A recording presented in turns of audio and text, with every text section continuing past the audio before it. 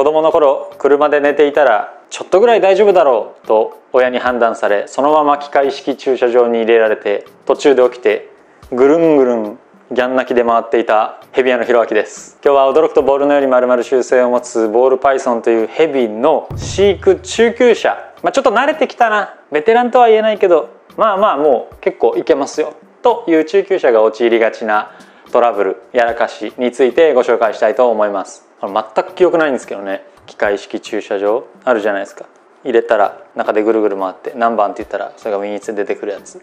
で、親が買い物行って出て戻ってきたら何番ですって言ったらもうこの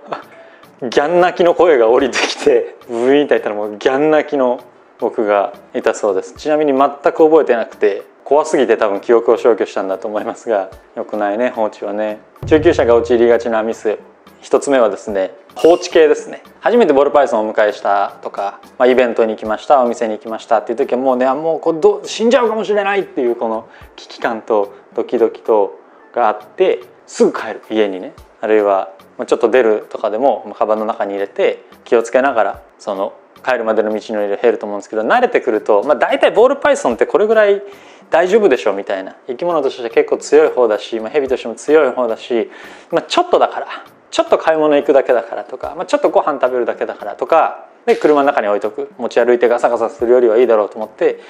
車の中に置いてしまったりする、放置したりする。でね、車ってもう50度60度普通に上がるんですよね。でボールパイソンにとって50度60度っていうのはもう即死レベルの温度なので、ちょっとぐらい大丈夫だろうって思いで車とかに放置してしまう、どこかに放置してしまうということをやっちゃうという話も聞いたことがあります。慣れてくるとね、そういう風な緩みがあるっていうのは分かるんですけど、初心者ではやらないし上級者でもやらない中級者だからこそやってしまいがちなことの一つかなと思います。放置系ね。中級者が陥りがちなトラブル2つ目はですね、ハンドリングしてそのままにしてしまうっていうのはあるかなと思います。最初はね、もう触っていいのかどうなのか分かんないですよ。触ったらもう人と気もね、片時も目を離さずこうやってやって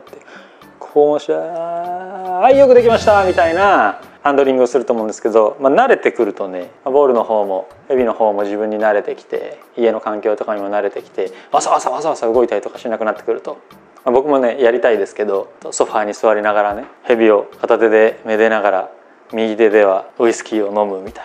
な。僕自宅では飼ってないので全部お店にいるのでできないんですが、一緒にね時間を過ごしたり本を読んだりテレビを見たりとかして横にいてほしいって気持ちはすごいよくわかります。ちょっとぐらい大丈夫だろうっていうので目を離してしまったりとか、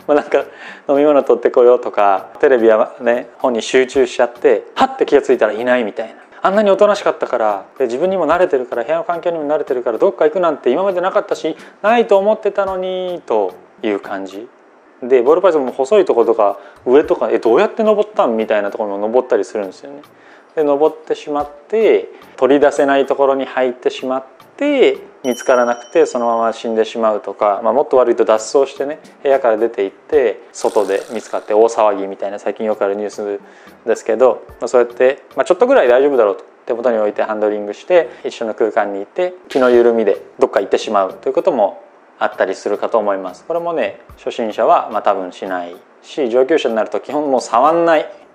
そこにいてくれれば存在していただければもうご飯3杯食べれますみたいな域に達するとそういうことはないと思うんですけど、ヘビに慣れてきて一緒の空間でね一緒の活動したいっていう風になってくると、陥りがちなこと、発生しがちなことかなと思います。中級者が陥りがちなトラブル3つ目は餌あげすぎ。うちの子よく食べるの。もうねお迎えした時はね 80g だったのにもう2ヶ月でね8キロになってみたいな。豚食ったのか。あげれば食べる子もやっぱりいて、でそういう子はですね、大きくどんどんなっていくわけですね。でそれが本当に筋肉や骨、神経、内臓といったものに変わっていくっていうよりはもう肥満になっていっちゃったりもするので、あげすぎ良くないんですけど、うちの子あげればあげるだけ食べるから早く大きくなってほしいからって言ってバーってあげてると、1回にギリギリの餌サイズの餌を2匹も3匹もあげるとか、もう2日に1回3日に1回あげてどんどん大きくしようとしていると、消化しきれなかった時に吐き戻してしまったりとか、あるいは食べ過ぎで死んでしまったりとかっていうのもあるんですね。最初のうちはやっぱりよく調べてどれぐらいの頻度で餌をあげればいいのかっていうのを、本やネットで調べたりとか、うちもよく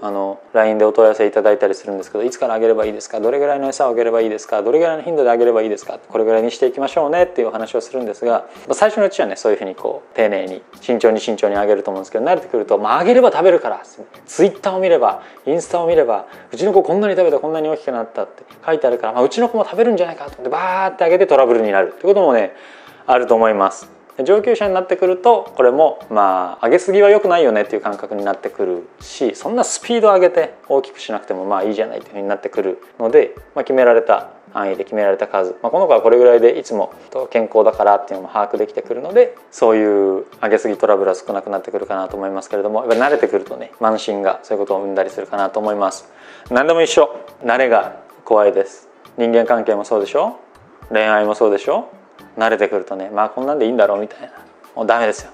仕事も一緒、慣れてくるとね忘れてたみたいなとか、こんくらいでいいんでしょみたいな、なんでも慣れがね僕たちをこうトラブルに誘いますので、人間よりははるかに弱い生き物ですから、命を扱っているんだっていうことを意識しながら、飼わせていただいているんだっていう感謝とその思いを持ちながらリスペクトを持ってボールライフを送っていただきたいなと願っています。今日は驚くとボールのように丸々習性を持つボールパイソンというヘビの飼育中級者が陥りがちな間違いや起こしがちなトラブルをお話ししました。